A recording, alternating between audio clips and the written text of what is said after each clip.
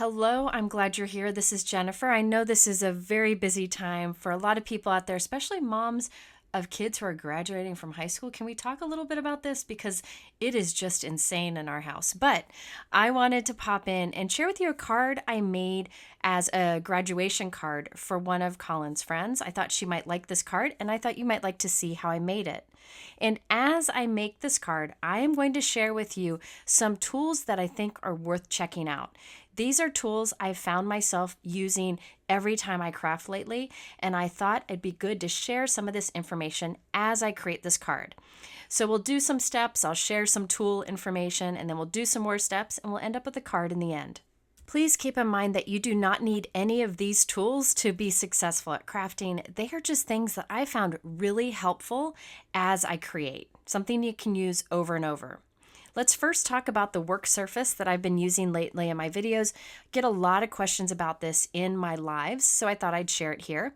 This is the Glassboard Studio Magnetic Glass Mat. Now it comes in different sizes and different colors. This is the gray version, and I believe it's 18 by 24 inches. But again, there's black, white, different colors, and bigger sizes and smaller sizes. There are measurements along the top, bottom, and sides, and all of those grid lines you see there are 1/4 inch increments. The more bold lines are 1 inch increments. At the center, you can see there are tick marks for the different sizes of cards that most crafters make in both horizontal and vertical positions. By the way, here is the black one that I used for many, many years. I recently switched to the gray after taking a vote on what people like to see in my videos, but I really like working on the gray or the black. That bit of contrast with the white cardstock I usually use is very helpful. I find working on glass to be fantastic. I've worked on glass for maybe 15 years now, and I'm thankful now that there are glass options that have grid lines and are magnetic. I find it so easy to clean up glass work surfaces. Now this is magnetic and it comes with these 2 magnets. You can order more. And this is helpful because it'll hold things in place as you work. You can hold stencils in place or hold something as it glues. You'll see me use these magnets throughout this video. Let me show you how I use the magnets the most, and that is to hold things in place while they dry. This is an older card I did. I'm just showing it for demonstration. Now see those little flowers on the inside? After I put liquid adhesive on the back of those, I could put the magnet on it and it would hold it in place as it dries. I like using liquid adhesive, so it's important that you put something heavy on it so it makes good contact. You could also do it on the front of the card. They're pretty strong magnets. Now, you also will see in my videos, I use crystal blocks to hold things down as they dry. That's another great option. And when I want to cover a bigger area, this is what I reach for. There are 2 different sizes here. These are made by a wonderful woman in her home.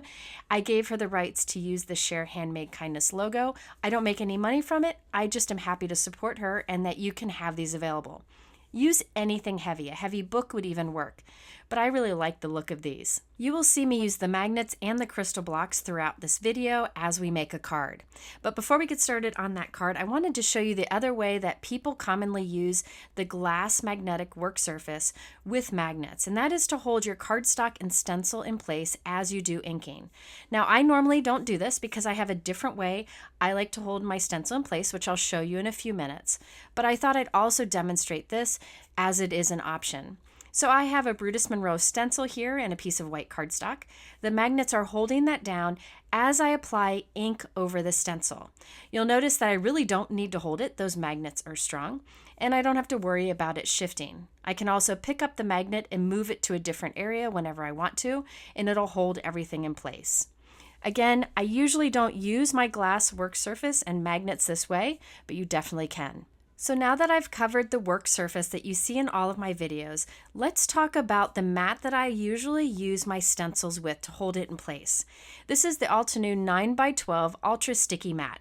You can tell it is very well loved, but it still works wonderfully.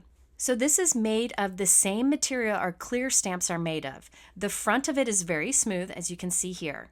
The back side has a grid texture to it. If you actually stamped with the back of this, you would get a grid background stamp. So you can see that grid texture there. The grid texture makes it very nice because you can place this on your glass work surface and it'll stay put, but it won't suction so much that it's really hard to peel.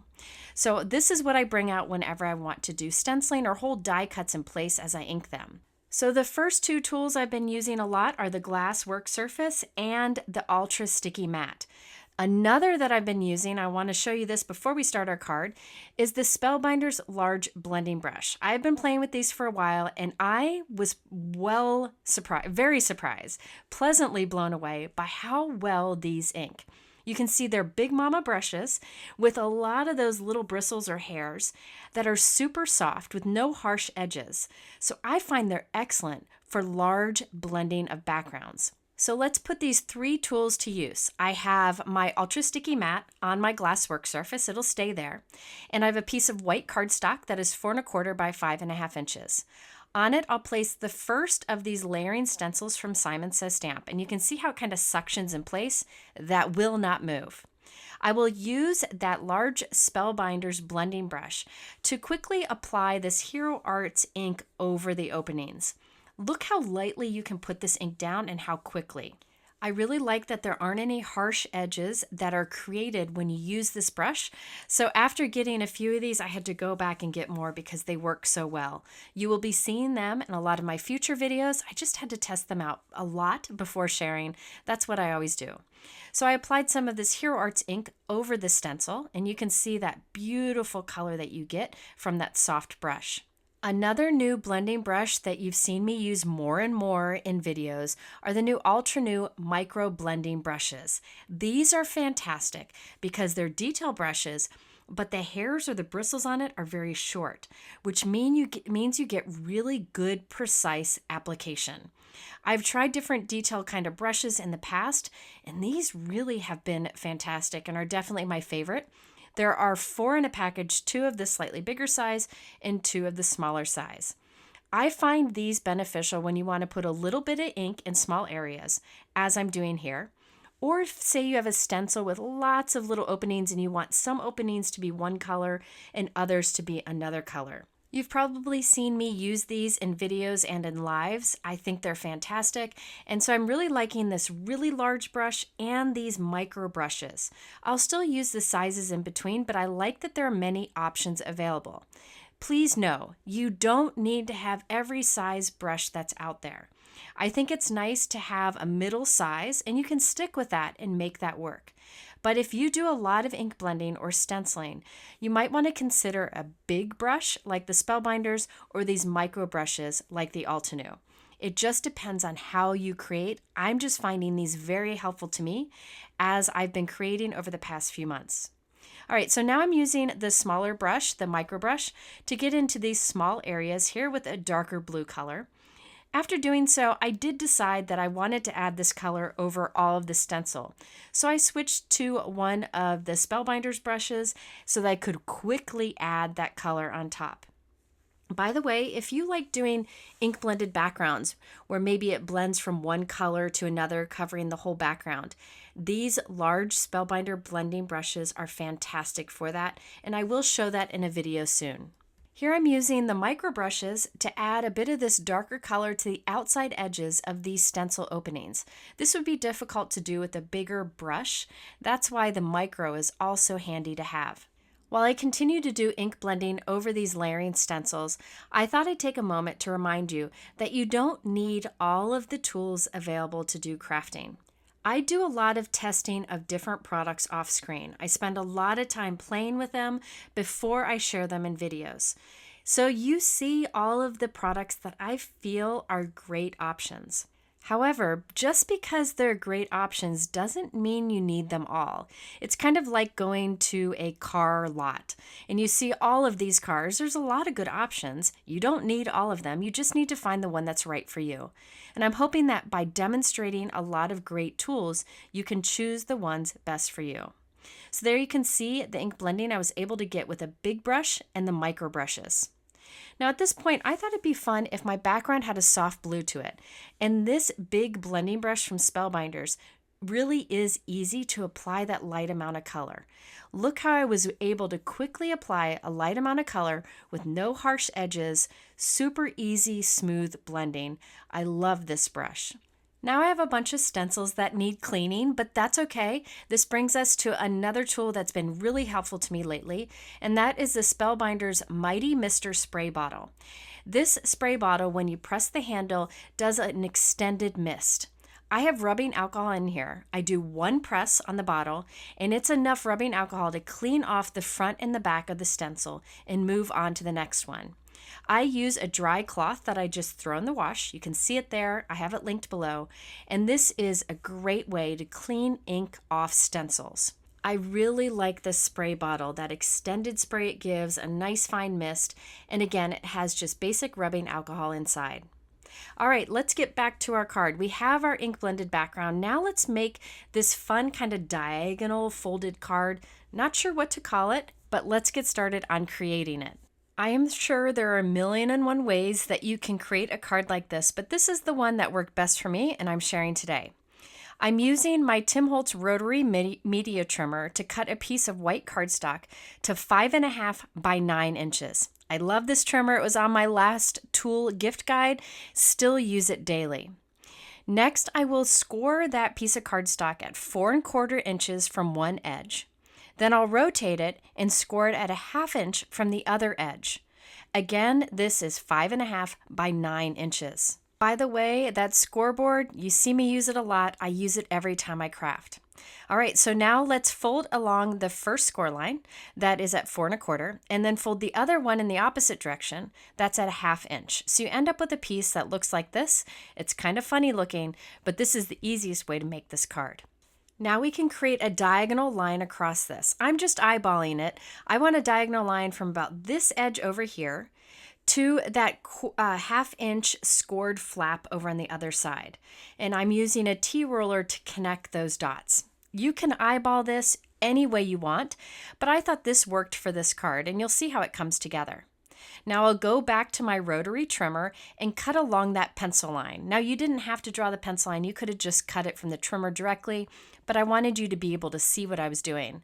I don't often use the rotary trimmer in my videos because it's bigger than the screen, but I use it every time I craft off screen. All right, so I went ahead and erased that pencil line, and now we have the front of that fun fold card. I also have a panel that is cut to 4.25 by 5.5 inches. And that little flap will get glued to that solid panel, and there you can see our card base. However, I'm not going to glue it together yet because I want to add that stenciled background we created earlier. Before we add the stencil background, I'll show you the next tools that I will be demonstrating with because they're something that I use all the time. First up, you have the Spellbinders 9-inch Pro Shear scissors. Those are the big mama scissors you see there. I've been using them in videos a lot lately. They cut like butter. I also like that they're non-stick and they cut so smoothly. So I use them a lot to cut straight edges or to cut around the edge of something. So I've been using these on videos for quite some time now. I think they were on my Crafty gift guide back in December. I have 3 pairs of them because I like them so much. So in addition to those 9-inch large shears, there is another type of scissor I've been using a lot off screen, but I haven't been allowed to share on screen until now, and I like them so very much. These are the new Recoil scissors from Tim Holtz. Any type of tool that Tim Holtz designs is guaranteed to be high quality and well thought out, and these scissors definitely fit that. They come in 2 sizes. Let's look at the bigger ones first. These are 9.5-inch Recoil scissors. They're titanium coated so they don't get all sticky, and double beveled non-serrated blades so they cut very smoothly and very precisely. Because of the handle, they're very comfortable to use. You can see you don't have to slip your thumb into anything. It just grabs around the outside, and you could use it in either hand. There is also a locking mechanism that's really easy to use so they can stay closed. But what's really unique about these scissors is that it comes with an extra spring, so you can change out the tension of the springs depending on what's comfortable for your hand. Now, if you do a lot of cutting, I find these spring-loaded type of scissors very helpful. And because there are two different springs you can use, you can choose what is most comfortable for you. So it does come with the extra spring. However, I stick with the one that is in the scissors when you take it out of the package. Now, between these and the Spellbinders shears, I really like both. It just depends on what you are looking for. Both are non-stick. This one has that spring-loaded action. The Spellbinders seems to be a little more buttery smooth when it cuts, but this is heavy duty. So both are very good options, and you'll see both in my videos. But the scissors that really won me over are the new Recoil scissors in the smaller size from Tim Holtz. I've been looking for smaller scissors to fall in love with, and I finally found them. These smaller Recoil scissors work fantastic for fussy cutting. The reason is these are 2-inch blades that are double beveled, non-serrated, and titanium coated. So you can get into the nooks and crannies of fussy cutting because they're so thin and so sharp. And it cuts very smoothly because there's no serration to it. And they don't get sticky because they're titanium coated. I also like that they have comfortable hand grips. Now, I used spring-loaded scissors in the past, and I really like them, but I found over time they didn't really hold up. And so these have been a good option. These scissors also come with a second spring, so you can change out how much tension there is in the squeezing of the scissors. So if you have trouble with your hands getting tired, this could be a good option for you. So in my future videos, now that I can share them, you will be seeing me use these smaller Recoil scissors because of how detailed they are and how good they are to get into tiny little spaces without any trouble. Fantastic scissors, I highly recommend, and you can use them with both hands. By the way, these scissors do come with that protective sleeve and the locking system. Now, I know there are a lot of great scissors out there. If you have something that works for you, stick with it. But this is another great option and something that I'm really excited about. Okay, so now that I have covered my favorite scissors, let's go back to our card. I have trimmed down my stenciled panel to be 4 by 5 1/4 inches. I'm holding it on this small diagonal flap with a little bit of temporary adhesive, making sure there's a little white trim on the sides and the bottom, so you can see how it's hanging off the top there. Now I will flip this over and cut along the diagonal edge. I will use the bigger Recoil scissors from Tim Holtz, and you'll see how easy it is to cut that straight line along that edge. All right, so now we have our first flap covered. Now let's grab our stenciled piece once again, and I'm going to glue it right there on the top of the other fold. I'll use some adhesive here, just temporarily, and place it right up against the other. Once I'm happy with the position, I will flip it over and cut along the diagonal edge once again. This time I'll reach for my Spellbinders scissors, the big ones, so you can see those work great too.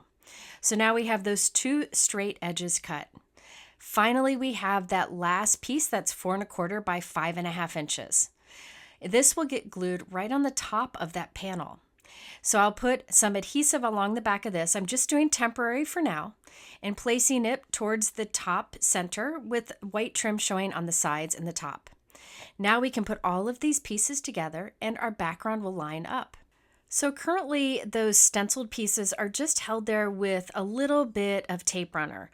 I want to secure them now. I like to do the temporary adhesive just to make sure I'm happy and then secure it down. I could use the tape runner, but instead I will use the liquid adhesive you see in videos. So let me talk a little bit about that before we move on. This is the Gina K Connect liquid adhesive in the fine tip bottle. All you do is you take the cap off of the fine tip bottle and squeeze the Gina K Connect in it, and you can refill it anytime you need, and then put the top back on. I really like this fine tip applicator. Now the fine tip applicator comes with this rubber piece here that hooks around the nozzle of the bottle, and then there's a little stopper that you put on the top to keep it from getting clogged as you aren't using it. Now, I usually have this kind of free floating. I usually don't have it hooked on my bottle, and I just put that little stopper on the top. It does a great job keeping the glue from getting clogged. Now, if for some reason your fine tip applicator does get clogged, you can use a fine needle to just press right into the tip and that'll clear it. Or another thing I sometimes use is a needle threader. See this fine needle threader here? That actually goes into the tip and clears it out, and you're good to go. Now this rarely gets clogged, only if I forget to put the cap on it, but I wanted to mention that in case it happens to you. One way to avoid this getting clogged is when you're done using it, wipe off the tip of the nozzle and then kind of tap it on your table to kind of burp it, and then you can be sure that it will not get clogged because the nozzle will be clear. I was finding that sometimes I would lose that clear stopper piece, and I found a tip from one of my blog readers who suggested using knitting needle stoppers. And I went into Lila's stash of knitting and crocheting supplies and I found these, and I found they work great as glue toppers. So they look like little hats for your glue bottles, and they fit on nicely and they keep them from getting clogged. Now I have these on a few bottles. I haven't had any problems. You've seen me use these in videos many times lately. Now I do find that sometimes glue builds up inside of the glue topper if you don't wipe the tip off of the glue bottle. But that I easily can remove with like a piercing tool. I've only had to do that once, and that was when I didn't wipe the tip of the bottle clean first. But I find these glue toppers very handy and easy to find on my work surface. Okay, let's go back to our card. It's time to add that first stenciled piece onto the bottom flap of our card. I'm using that Gina K Connect in the fine tip bottle, and you can see my little glue topper over there. I'll glue this onto the first flap. It lines up along that diagonal edge, and then you have a little white trim on the left, the right, and the bottom. Then we can add this next piece onto the flap behind it. Using liquid adhesive really ensures to me that it'll stay put. I have trust issues with glue and adhesives, but I have found over the years that Gina K Connect is a great adhesive. But keep in mind, you could put whatever liquid glue you prefer into these fine tip bottles and use that glue stopper. Now let's put our card together. So see this little flap here? I'll put some strong adhesive on this and then take that 4 1/4 by 5.5 inch white panel and put it right up onto that little flap. So this will serve as the back of our card. Now I can use liquid adhesive to add the final piece of the stenciled background along the top. You can see how it was really easy to line up those pieces with temporary adhesive and cut them down and then glue it all together afterwards, but you could have glued it permanently along the way if you prefer. So now we have this fun fold card, and when it's closed, our background is continuous. I really want to make sure that that little flap stays secured to the back of that big panel, so I put those magnets on it as it dries. All right, now it's time to create our sentiment to add to this card. So this involves a little bit of die cutting, and I thought I'd show you one of the tools that I've been testing a lot off screen and now am able to share in a video, and that is the new mini machine from Spellbinders called the Scout. This is much like the Platinum die cut machine that I've used many times in videos from Spellbinders. It's just a smaller version that weighs less than 3 pounds, I believe. It does have plates to do all of the things you want to do, including make an impression with the die, using embossing folders, and so on. And I find it's really handy to have on your table for cutting smaller die cuts. So I thought I would demonstrate this today. I've been using this machine a lot off screen to do die cutting for some graduation cards that I'm mass producing, and it really is a workhorse. Oftentimes, small die cut machines aren't as strong as the bigger ones, but this one definitely is. So I'm using the Scout to die cut some sentiments for this card. I'm using the Altenew Timeless 2 sentiment set. Really like the style of these. I'm using the shadow die and the word celebrate itself to cut from white cardstock. And I'll cut a few layers so I have some dimension to our sentiments. I then will be able to glue these together to add to our card. You can see that the Scout cuts beautifully and very easily and really just goes through like butter. The machine actually comes with some dies and a long, narrow embossing folder that you can use on cards right away. So that's another machine that I've really enjoyed using as a tool in my craft room and have been very happy with. So now that I have some die cuts ready, let's glue them together. I have 2 white shadow die cuts for the word celebrate. I'll glue those together for dimension and put my crystal block on it to make sure that it stays secure as it dries. I then have 2 white celebrate die cuts that I'll glue together with my Gina K Connect in that fine tip bottle, and I'll put that also underneath the crystal block as it dries. Then I will die cut from black glitter cardstock the Celebrate word that I'll glue on top. Lately, I have been reaching for the Altenew Milky Way glitter paper pack. This has a beautiful moonstone white glitter cardstock, which I'll talk about in a moment. It also has some silver, some gray, some navy, and more. And it also has a beautiful black glitter cardstock that die cuts wonderfully. So I cut Celebrate from that, and I'll glue it on top of our white die cuts, and then I'll glue that onto the shadow die cut. So we have lots of sparkle and lots of dimension.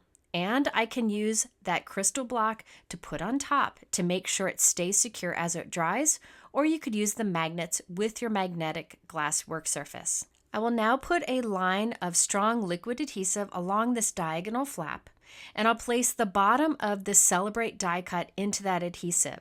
The Celebrate stretches along the card at the diagonal and looks perfect. All right, now I wanted to add a little bit of sparkle or bling to the background, but I didn't want to add a lot of bulk. You could definitely use little gemstones or pearls here, but I thought I'd share with you another option that I've really enjoyed doing off screen, and that is to create my own little sparkly gemstones that don't have bulk. Now you could do this with dies that create tiny little dots, little stars, or hearts. I chose a die that creates tiny little dots.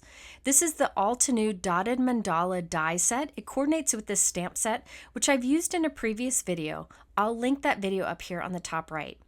Now the die creates all of these little dots, and I cut it from the Moonstone glitter paper from the Milky Way pack. This is a white glitter paper.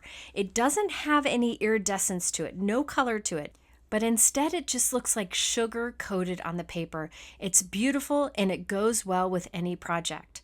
So I cut a bunch of little dots using that Dotted Mandala die set, and now I can add them onto my project and it'll add some sparkle without any bulk. And this brings me to another tool that I find very helpful, and that is the Gina Pick and Stick tool. I had this on my Crafty gift guide video back in December, but it has a piercing tip and then a wax tip. The wax tip is excellent for picking up little gems and placing them where you want, or little die cuts. So I'll use that to place these tiny little glitter circle die cuts that I've created. Again, these were created with the white Moonstone glitter paper that's included in that Altenew Milky Way glitter paper pack. I just love that glitter paper. So I'm using the wax tip to pick up and flip over these little die cuts and place them into little drops of the Gina Connect liquid adhesive. So if you like to use little die cuts or gemstones or pearls or sequins, I find a pick up stick tool like this one is very handy. Also, the Gina Connect will hold it securely as it goes through the mail.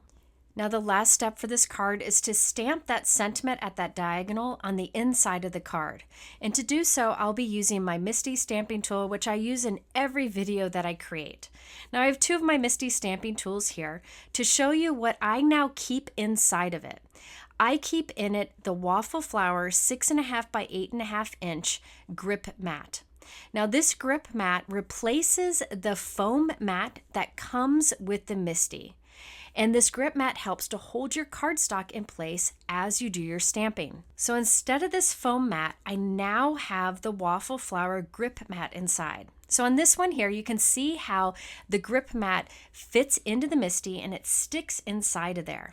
This is also made of stamp material, so you know how much stickiness it has and how it'll grip on the slick surface inside of the Misti.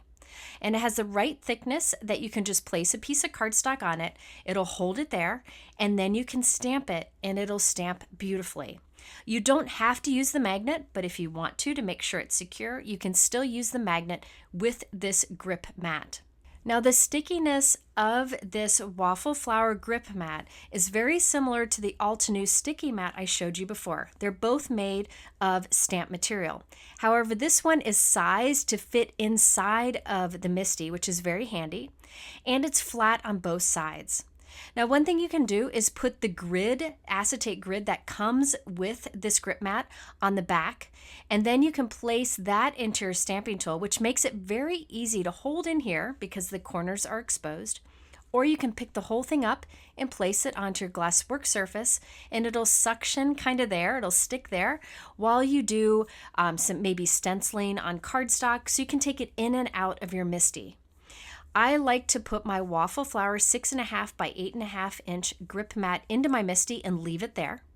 And then when I do stenciling, I grab my Altenew 9 by 12 sticky mat that I showed you earlier, and I use that. So both have similar properties, but I use them in 2 different ways, and you can pick and choose what might be best for you. Before we go back to our card, I wanted to demonstrate stamping onto a thin piece of cardstock with a sentiment using this grip mat. I just put this strip onto the grip mat, which holds it there, and now I can stamp on it. So you can see it has enough stick to it that it holds it there. I do find that this actually gets stickier the more you use it. So once you get it, put it to good use, and you'll be happy with the performance. Okay, now back to our card. I'm going to take our diagonal kind of folding card here and stamp a sentiment on the inside using the Concord & Ninth Best Friend Vibe stamp set. I really like the sentiment that says, "You are such an incredible human." So I have my Waffle Flower grip mat there inside of my Misti, which holds my card in place. I'll line up that stamp from the Concord & Ninth set, close the door on my Misti to grab it, and I'll ink it up with black ink and stamp it. Notice part of my card is hanging outside of the Misti. That doesn't matter. I will be certain that the card stays in position because of the Waffle Flower grip mat that is holding it there. So now we have a sentiment on the inside of our card along that diagonal. All right, let's look at our completed card. I have a bright blue envelope to match. You can see how this is a fun fold card that stands nicely on display. You have the Celebrate die cut adhered to the front flap, and that has some gold glitter cardstock on it. Also, those little dots that we created with white glitter cardstock that acts as a sparkly embellishment without any bulk. It's hard to capture the sparkle on the video, but in real life, it definitely is impressive. And then when you open it up, you have the stamp sentiment along that diagonal. And as I was creating this, I shared with you several of the tools that I found very helpful and very useful with my crafting lately. And I'm hoping this is helpful to you. If you're interested in anything I talk about, I have it linked in my description below. And I also encourage you to watch some of my recent live videos where I use many of these tools and answer questions about them. At the end here, I'll link to a couple other related videos. The first one definitely has some helpful information about useful tools that you can use in your craft room. I hope videos like this are helpful to you, and I'll see you again soon in another video. Have a great day.